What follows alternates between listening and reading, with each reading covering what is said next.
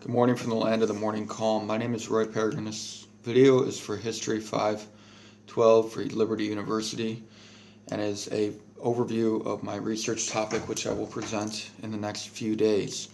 My research topic for this class is the Battle of Bunker Hill.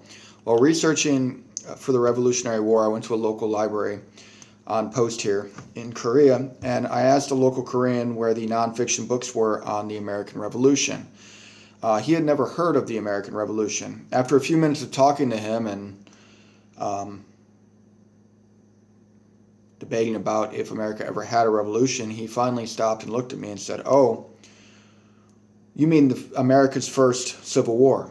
In other words, he, in history, had not understood that America was at one point a different country and was a part of Great Britain and actually became its own country. He saw the American Revolution from his studies as the first American Civil War, which in reality it probably was, as in it was a part of a country, and then the country fought itself and split off and became America.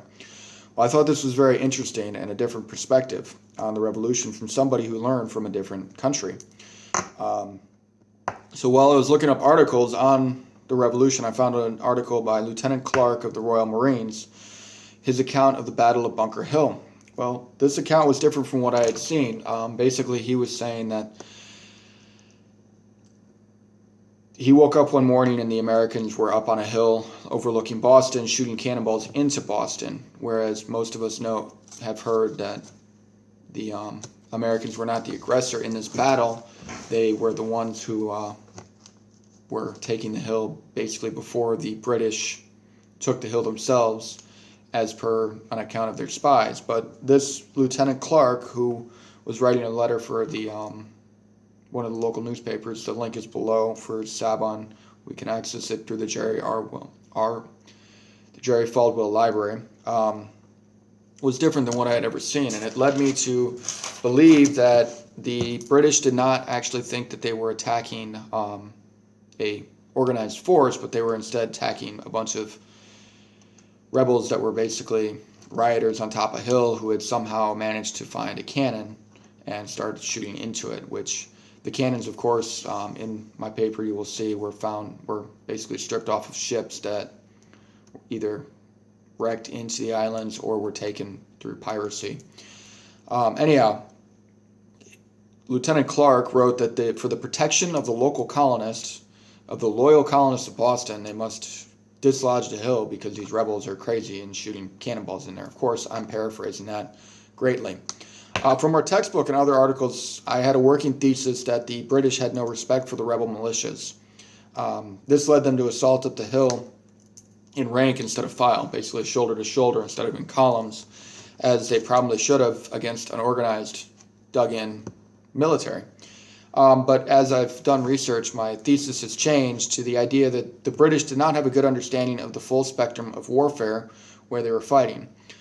From my work, from my office, we have a doctrine called, the current U.S. military doctrine basically is out of ADP 3-0, and we operate, U.S. military doctrine operates off of what is called a spectrum. We operate in what's called an operating environment or unified land operations as the Army, but joint operations are all operationalized on a spectrum. This theory and doctrine was developed through looking through different battles in history, most recently the last war, where a lot of units that, like maybe tank units, ended up patrolling as infantry because you don't put tanks into cities when you're trying to stabilize a city and you're not fighting a known force.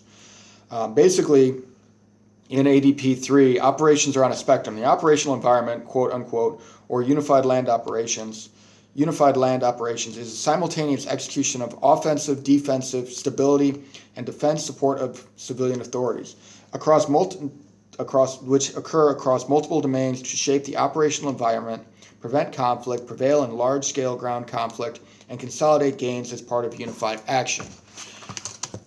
Basically, the art of warfare is an art, not a science. and is a balance. The mission determines the relative weight of the efforts among these. In my presentation, which you will see tomorrow, you will see that I don't think that the British had a clear understanding of what spectrum that they were operating in. They came in to stabilize a rebellious colony, and through their actions, they caused a civil war.